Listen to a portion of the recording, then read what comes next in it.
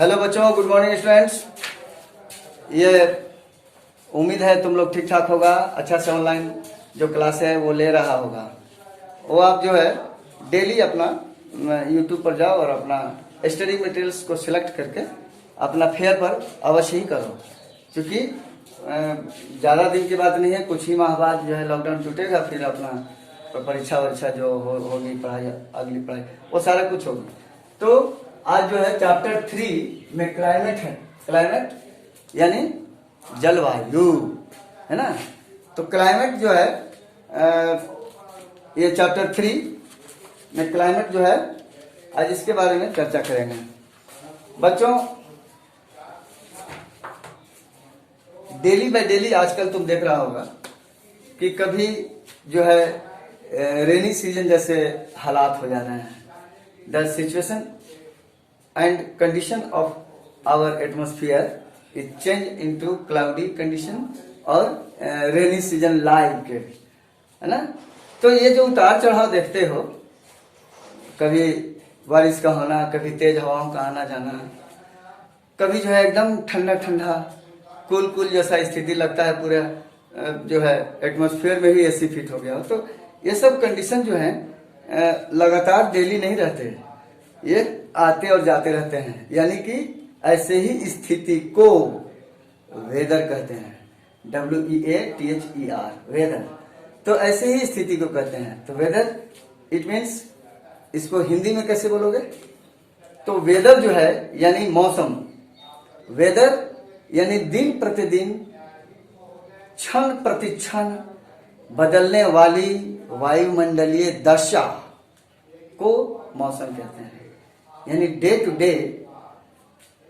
Day every moments the situation और condition of our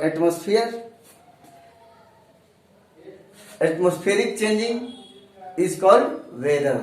weather है वो। तो मौसम अब एक जलवायु होता है ना, वो क्लाइमेट कहलाता है। जलवायु एक चीज और देख लो, ये मौसम अभी थोड़ा देर पहले बोले थे। मौसम जो है, पहली बात हो कि दिन प्रतिदिन रोज रोज बदलने वाली चीज होती है। दूसरी, ये बहुत बड़ा एरिया कवर नहीं करती, जैसे जलवायु बड़ा एरिया कवर करता है ना। अब भारत जो है, अपना देश जो भारत है, मातृभूमि जो भारत है, हिंदुस्तान है, वो इतना विशाल देश है कि यहाँ की जलवायु को मानसूनी जलवायु कहा गया। मानसूनी टाइप की जलवायु, मानसूनी टाइप के क्लाइमेटिक कंडीशन यहाँ मिलता है, मानसूनी जलवायु कहा गया। इसका मतलब यह नहीं कि सभी देशों में ऐसी ही जलवायु रहती है। कहीं शीतोष्ण जलवायु है, कहीं शीत कटिबंध है यानी कोल्ड जोन है, तो वहाँ दूसरे डिफरेंट टाइप के जलवायु जो है मिल रही हैं, स्नो फॉलिंग भी हो रही हैं, है ना। तो ये सब चीजें जो है आज आपको हम बतलाएंगे, है ना, कि जलवायु है क्या। तो पहले देखो, ये भारत के संदर्भ में अपना देश इंडिया खुद एक उप महाद्वीप है। ये सब कंटिनेंट है ना। ऊपर से पेनिसुलर कंट्री भी है। तो कहने का मतलब, पेनिसुलर कंट्री मतलब तुम लोग को बतलाए थे, 3 ओर से जल, 1 ओर थल, यानी 3 ओर से पानी, वाटर बॉडी से सराउंडिंग घिरा हुआ हो, और 1 ओर सूखा हुआ प्रदेश, स्थल, लैंड मास हो। तो उसको जो है ऐसी भूआकृति को पेनिसुलर कहते हैं, हिंदी में प्रायद्वीप कहते हैं। तो भारत तो एक प्रायद्वीप है, यानी कि according to rule of geography, तो भारत एक प्रायद्वीप है, इंग्लिश में पेनिसुलर कहते हैं। तो पहले इसको जो है भारत के संदर्भ में देखो। यहाँ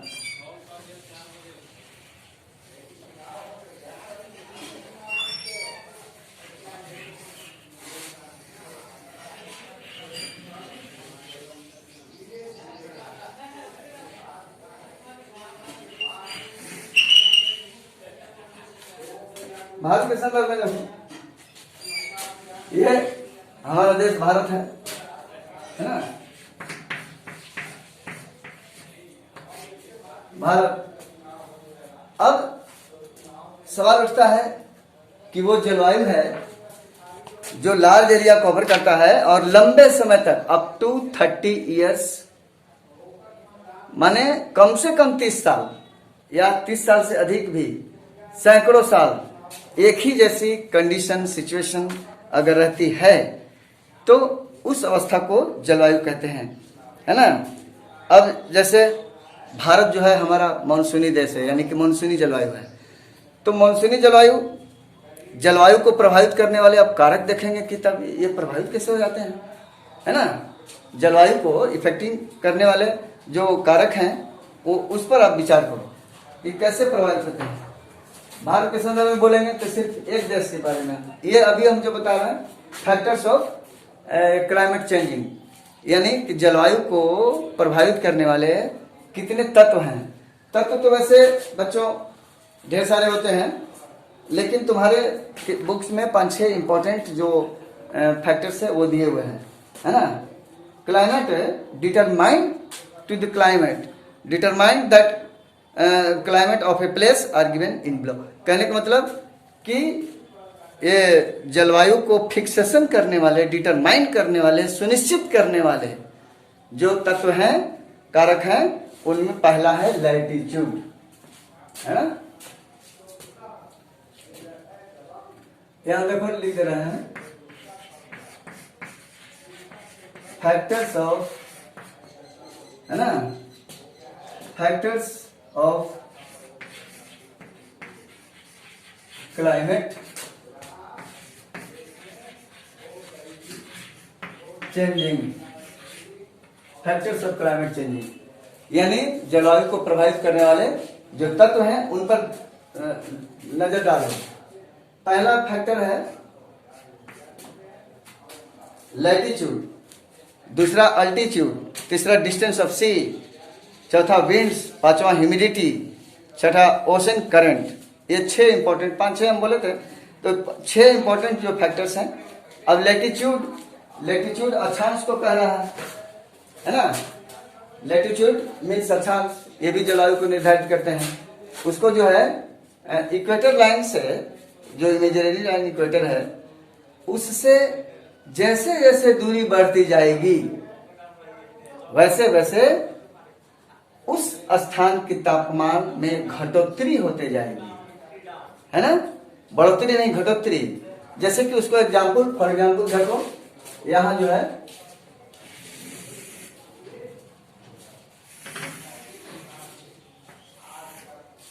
फॉर एग्जाम्पल देखो, यहां जो इक्वेटर है, ये वाला एरिया, ये इक्वेटर है,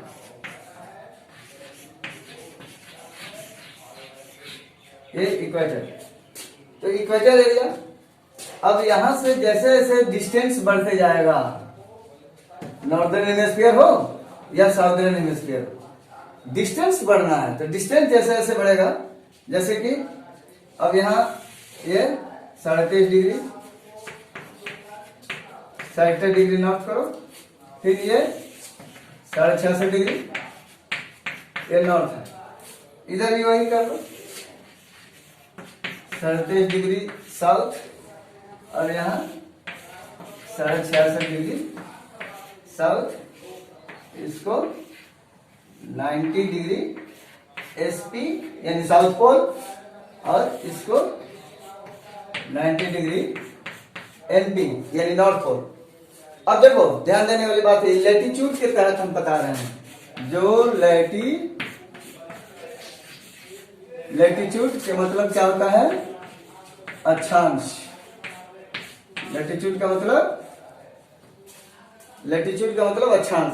तो अक्षांश के बारे में ये देखो, अक्षांश ये विषुवत रेखा है, इक्वेटर लाइन इसको बोलते हैं। तो इक्वेटर लाइन से डिस्टेंस जैसे जैसे ऊपर की ओर ऐसे ऐसे बढ़ते जाएंगे, तापमान में, टेम्परेचर में गिरावट आती जाएगी। तो जब टेम्परेचर में गिरावट आएगी तो उसी हिसाब से उसका जलवायु यानी क्लाइमेट बनेगा। जैसे कि ये देखो 66 से ये 90 डिग्री के बीच वाला ये वाला जो एरिया है, ये कोल्ड जोन में रहेगा, शीत कटिबंध में, तो यहाँ की जलवायु ठंडी होगी, है ना।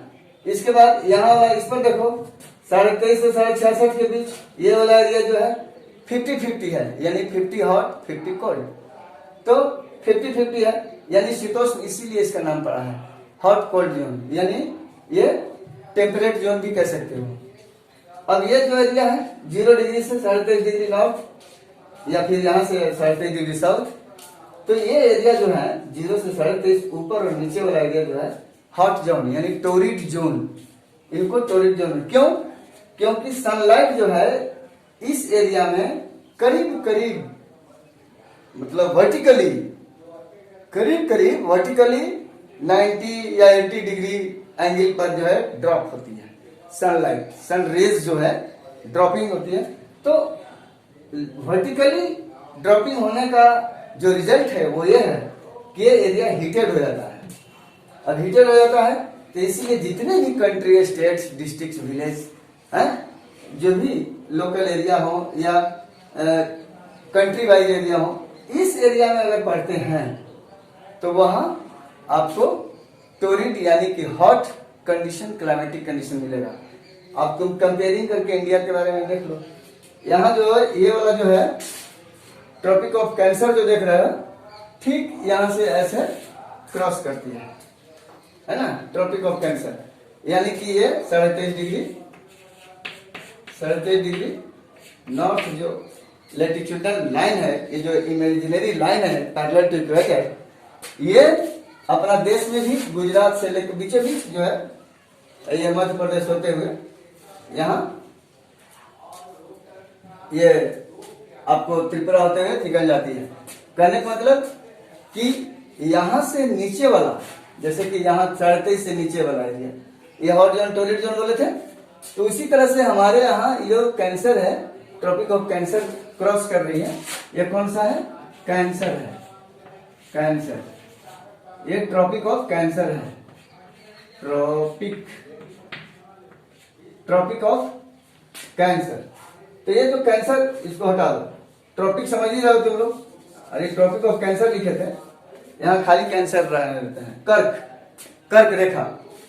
तो यहाँ इधर से नीचे वाला जो पार्ट है इंडिया का वो तो गर्म रहेगा, हॉट जोन में रहेगा, इसीलिए हमारा जो दक्षिणी भारत है वो थोड़ा गर्म महसूस होता है। वहाँ के जो वातावरण है वो थोड़ा गर्म रहेगा, क्योंकि वो इसके हिसाब से ये हॉट जोन में आ रहे हैं, टोरिड जोन में आ रहे हैं। अंडमान निकोबार द्वीप समूह जो 6 डिग्री नॉर्थ से स्टार्ट हुआ है, वहां तो और ज्यादा, माने बस ऐसा ही गर्मी 0 से 5 डिग्री ऊपर नीचे, तो तुम लोग नहीं जानते हो तो सुन लो, 0 से 5 डिग्री ऊपर नीचे वाला एरिया जो है डोल्ड्रम कहलाता है। डोल्ड्रम यानी शांत पट्टी, काम फील्ड, CALM, काम फील्ड है।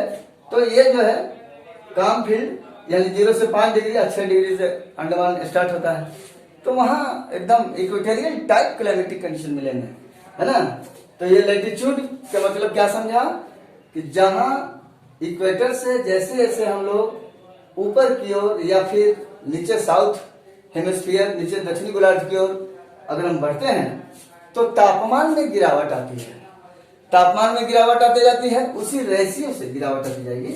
अब यहाँ तक तो देखो एकदम स्नोई एरिया है, अंटार्कटिका, वो 7वां कंटिनेंट तुम सुना होगा।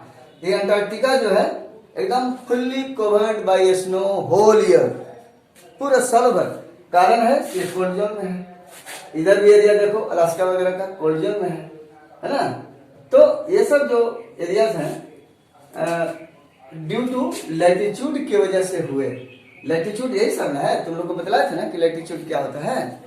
लैटिट्यूड जो है वो parallel imaginary lines who runs from west to east parallel to equator, parallel to equator is called latitude.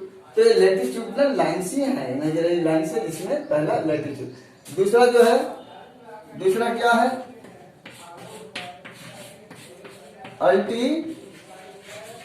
दूसरा अल्टीट्यूड है। ये अल्टीट्यूड के मतलब होता है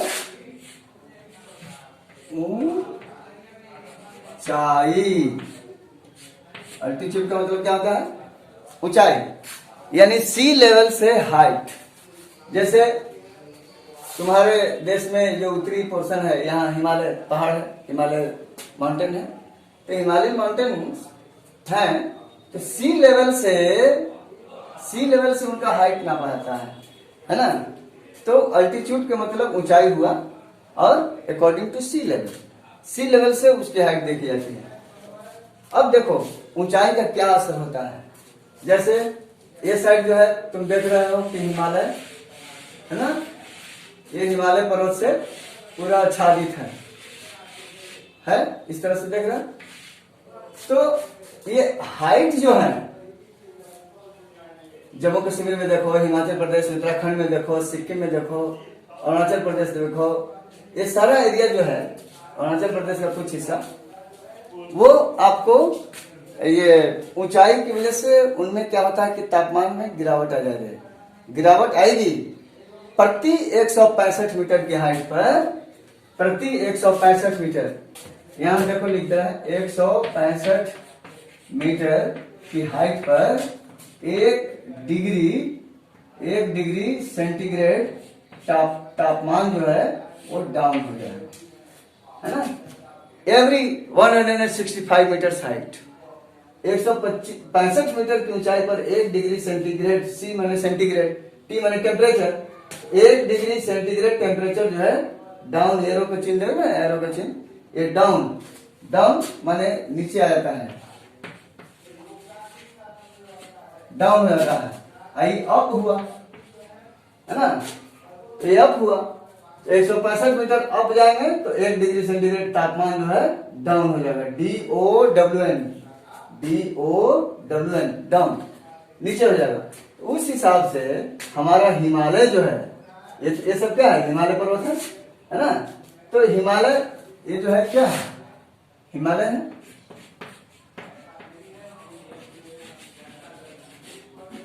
ये हिमालय है।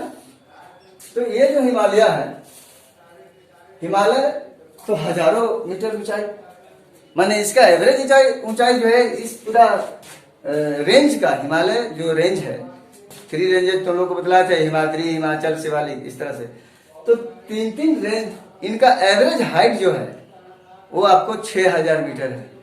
और यहाँ 165 मीटर के ऊंचाई पर ही 1 डिग्री तापमान जब गिरता है, तो यह ऊंचाई की वजह से जो अल्टीट्यूड जो देख रहे हो, ये अल्टीट्यूड, ऊंचाई के वजह से किसी भी भू क्षेत्र जो ऊंचाई पर है, तो वहां के तापमान नीचे डाउन होगा, और डाउन होगा तो एक ऐसा भी सीमा रेखा आएगा जहां से वो 0 डिग्री टेम्परेचर जो है, माने बर्फ, स्नोई लाइन, स्नोई एरिया, बर्फ जो है मिलना शुरू हो जाएगा। जैसे ये हिमालय है, यहाँ से कुछ ऊंचाई पर गए, यहाँ पर आए तो पूरा ये जो है, ये वाला एरिया जो है बर्फ से ढका हुआ है। ऊंचाई की वजह से इसकी चोटियां बर्फाच्छादित रहती हैं, और उसमें फैक्टर ये अल्टीट्यूड का है ना। तो इस तरह से अब तीसरा देखो, तीसरा क्या है, ऊंचाई के चलते भी तापमान में गिरावट होती है, जलवायु में परिवर्तन आता है। ये भी जलवायु का यानी फैक्टर्स ऑफ क्लाइमेट चेंजिंग है, यानी क्लाइमेट को चेंज करने में ये लोग मदद करते हैं, है ना। किस स्थान का क्लाइमेट कैसा होगा वो इन तत्वों पर निर्भर करते हैं, इन पॉइंट्स पर निर्भर करते हैं। अब ये जो है दूसरा अल्टीट्यूड था। तीसरा देखो, तीसरा में है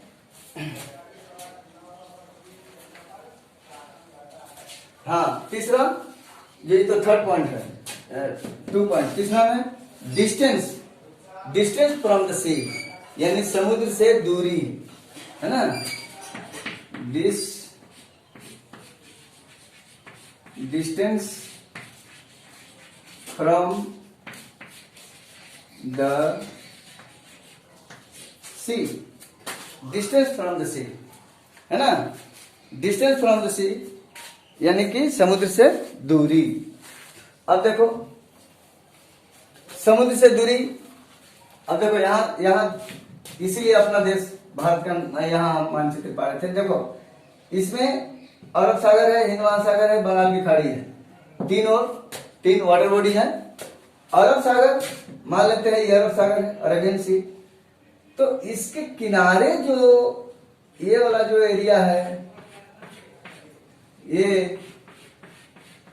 ये वाला जो एरिया भाग देख रहे हो, ये एरिया जो है कोस्टल एरिया कहलाते हैं, यानी तटीय क्षेत्र है।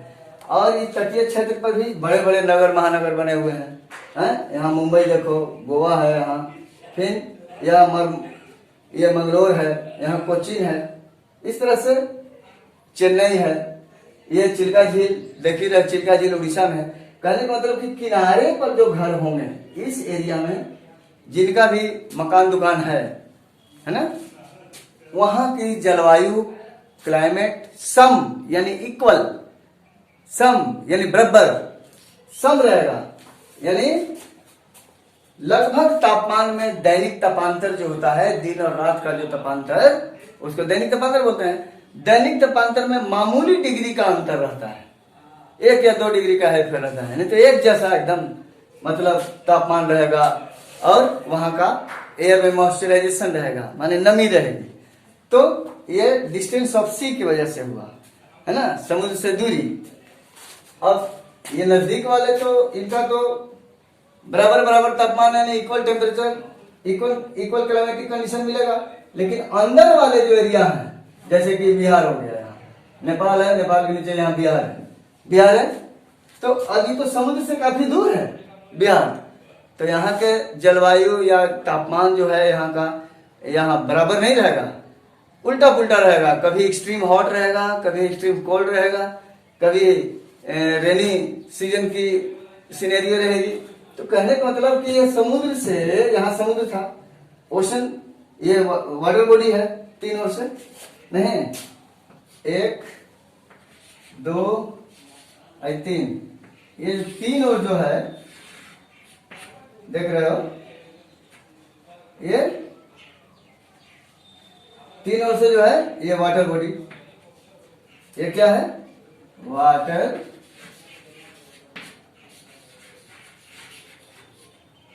बॉडी है ना। बॉडीज कर दो, वाई को IS में बदल दो, यहाँ जगह कम था, BOD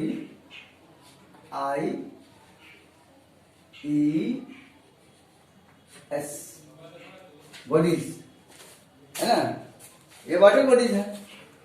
तो समुद्र के नजदीक जो एरिया हैं, जैसे गोवा है, केरला है, तमिलनाडु है, उड़ीसा भी है, कोलकाता, पश्चिम बंगाल का भी मिला हुआ है, तो ये एरिया जो है आपको सम जलवायु यानी इक्वल टेम्परेचर मिलेगा। अंदर जो interior portion of the India है, अंदर का जो आंतरिक भाग है, इंटीरियर पार्ट इंडिया का, वहां की जलवायु विषम मिलेगा, सम नहीं, विषम, अनइक्वल। इधर तो इक्वल, इस एरिया में, ये एरिया जो कोस्टल एरिया था इक्वल, लेकिन अंदर वाला जो पार्ट है इधर वाला, वो अनइक्वल मिलेगा। और ये सब हुआ डिस्टेंस फ्रॉम द सी की वजह से। चौथा देखो, चौथा में विंड, चौथा जो पॉइंट है वो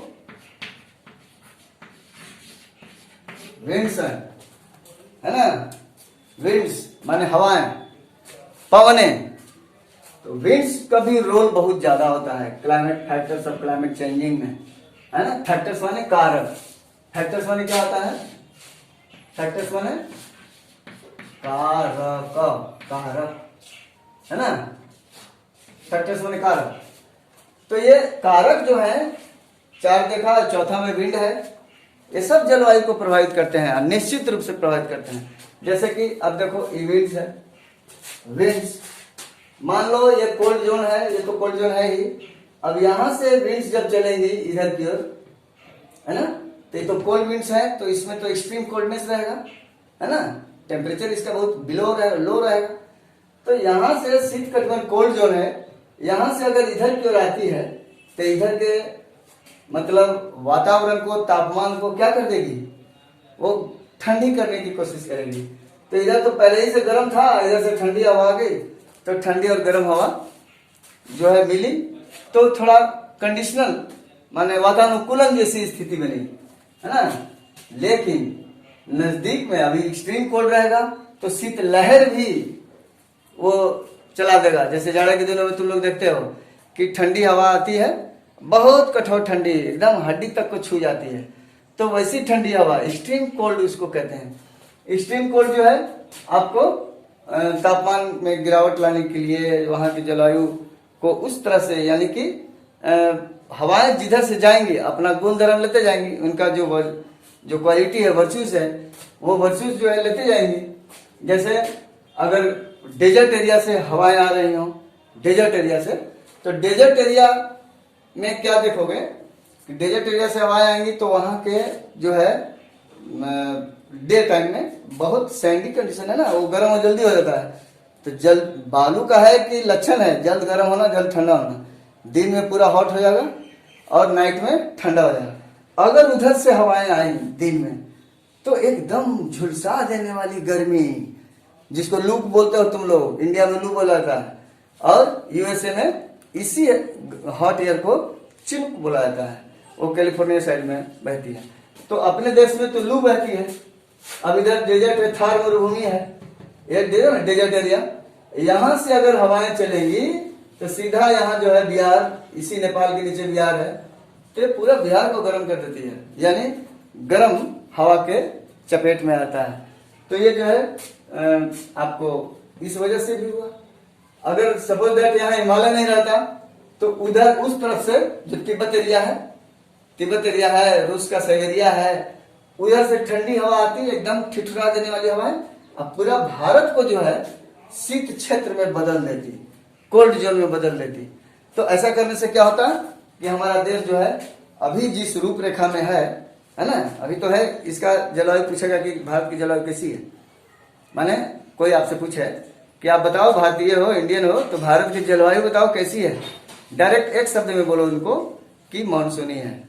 भारत की जलवायु मानसूनी है क्योंकि ये इधर से जो मई जून में जो रबी ब्रांच की हवाएं आती हैं, हिमालय रोकता है उनको, और वो जो आर्द्रता से मतलब ह्यूमिडिटी लेडन आर्द्रता से जो है पूरी लबरेज भरी हुई वो आती है, तो बारिश करवाने में हेल्प करती है, मदद करती है भारत में। तो विंड्स जो हैं वो भी आपको फैक्टर हैं क्लाइमेट चेंजिंग का। उसके बाद ह्यूमिडिटी, आर्द्रता, आर्द्रता बच्चों, आर्द्रता कैसे लिखोगे हिंदी में, आर्द्रता ह्यूमिडिटी है पांचवा,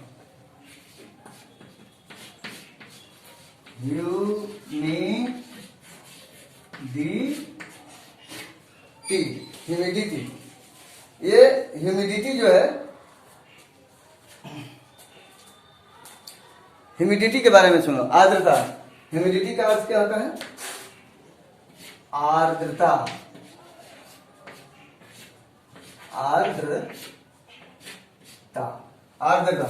ये विंड्स है, इसको कौन सी कहोगे, पवने बोल दो, पवने है ना, या हवाएं। तो आर्द्रता भी जो है जलवायु को काफी हद तक प्रभावित कर देती है।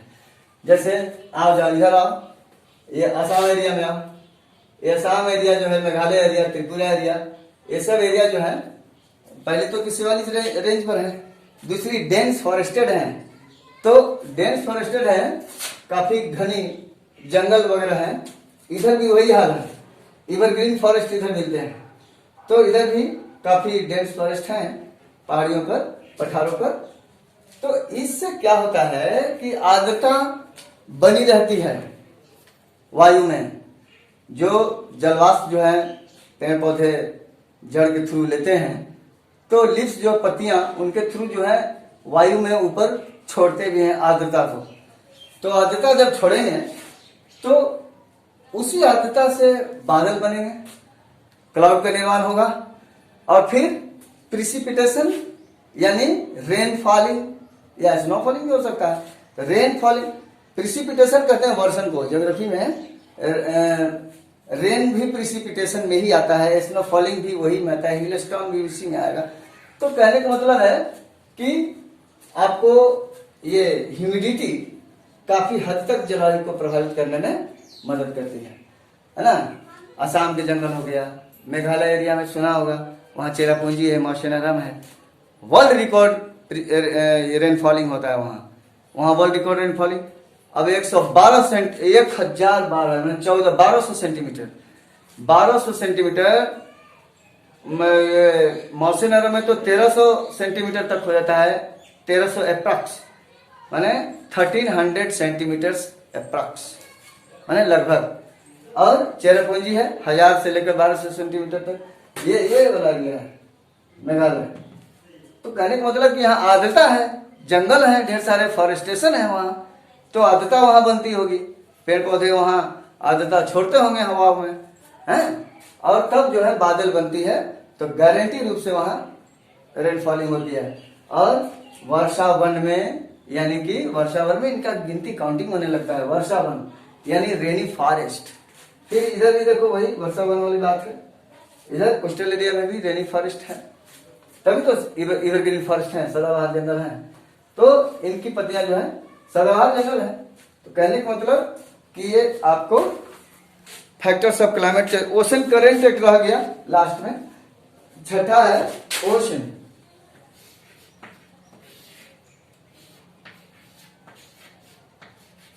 ओशन ओशन करंट, ये ओशन करंट है, माने समुद्रिक धारा है। समुद्रिक धारा यानी समुद्रिक धारा जो है आपको जलवायु को काफी प्रभावित करती है ना। ये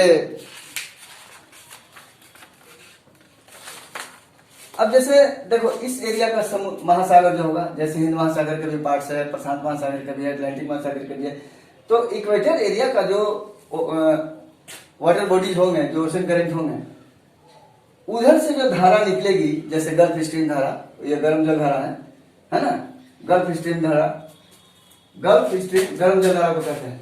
और इधर ठंडी प्रदेश से लेब्राडोर जल धारा निकलेगी, इधर आएगी, तो जलवायु में बदलाव लाएगी। अभी इक्वेटर एरिया का जो वाटर बॉडी होगा, यहाँ जो निकलेगी स्ट्रीम, जो निकलेगी समुद्र की जो धाराएं बहती है, नदी के सोता की तरह समुद्र में भी एक धारा बहती है, उसको करंट बोलते हैं, CURRENT, करंट। अब ये देखो गल्फ स्ट्रीम,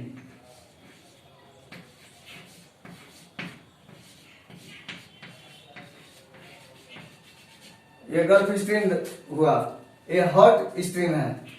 ये कैसा है? ये हॉट है, गल्फ स्ट्रीम हॉट है। इधर लेब्राडोर है ना,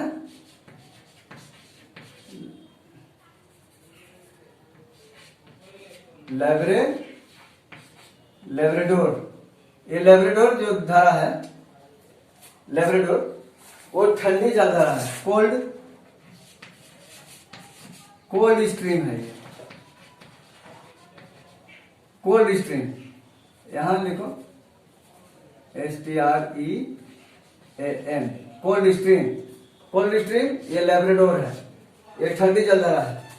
अगर ये ठंडी जलधारा लेब्राडोर जो करंट है, ये इधर इक्वेटर की ओर आएगा, है ना, तो अपना प्रभाव जो ठंडा वाला प्रभाव इधर लाने लगा, जिससे इधर के मौसम खुशनुमा हो जाएगा, है ना, थोड़ा राहत मिलेगी गर्मी से, हाई टेम्परेचर से, हॉट कंडीशन से थोड़ा राहत मिलेगी। उसी तरह से इधर जो गल्फ स्ट्रीम जो हॉट करंट है, ये अगर कोल्ड जोन की तरफ जाती है बहते हुए, तो इधर जो एकदम एक्सट्रीम कोल्डनेस था वाटर में टेम्परेचर, वो थोड़ा ये मॉडरेट कर देगा, है ना। ये गल्फ स्ट्रीम जो है जाकर के मॉडरेट कर देगा, यानी कि बराबर मिला देगा। वो गर्म पानी ठंडा पानी मिला के देखो, जाड़े के दिनों में तुम स्नान करते हो तो गर्म पानी थोड़ा सा ले लो और थोड़ा सा ठंडा पानी मिक्स कर दो, और तब नहा कर देखो तो थोड़ा खुशनुमा महसूस होगा, न ठंड लगेगी न गर्म लगेगी। वही हालत इनका ये ओशन करंट वाला में होता है। पूरी पृथ्वी चूंकि गोल है, तो ओशन करंट जो है समुद्री धारा पूरी पृथ्वी में हर तरफ घूमती रहती है? कभी गर्म जल धारा इधर जाएगी, ठंडी जल धारा इधर आएगी, यही हाल यहाँ है, इधर से इधर ठंडी जल धारा, फिर इधर गर्म जल धारा। तो कहने का मतलब कि इससे जो है जलवायु को प्रभावित करने में मदद होता है ना। अब जो बात है, सो ये पाठ का विषय वस्तु तुम लोग को हम बतलाए, ये पार्ट 1 में है, जो चैप्टर 3 जो अभी समझा क्लाइमेट के बारे में। तो उसमें अब समाप्ति क्यों है, बात जो है यहाँ से फिर से देख लेना। ये फैक्टर्स ऑफ क्लाइमेट चेंजिंग में ये 5-6 फैक्टर्स हैं। यहाँ 1 से शुरू हुआ, ये देखो 1, यहाँ पॉइंट 1 से शुरू हुआ, 2, 3, 4, 5, ये सब जो है फैक्टर्स हैं। तो आज इतना ही बच्चों। कल जो है, अच्छा तुम एक काम करो, कुछ होमवर्क ले लो, होमवर्क में ए और बी को करो, सी नहीं, ए और बी। होमवर्क किधर लेगा, यहाँ ले लेते हैं होमवर्क, चाहे कर लो, यहाँ देख लो, होमवर्क यहाँ दे देते हैं। HW A and B, question model A and B, ये जो है होमवर्क है। होमवर्क A और B को बना के ले आना। उसके बाद गिव रीजन C में है, आंसर द फॉलोइंग क्वेश्चन। ये तुम लोग को पार्ट 2 में बताएंगे। ये पार्ट 1 था, पार्ट 2 में, और पार्ट 2 और 3 तक होते होते तुम्हारा ये 3 चैप्टर भी खत्म, और क्वेश्चन विथ आंसर सॉल्यूशंस वो भी आपको समाप्त हो जाएगा। ओके बच्चों, तब तक के लिए थैंक यू, धन्यवाद। मन लगा के पढ़ो, फेयर जरूर करो।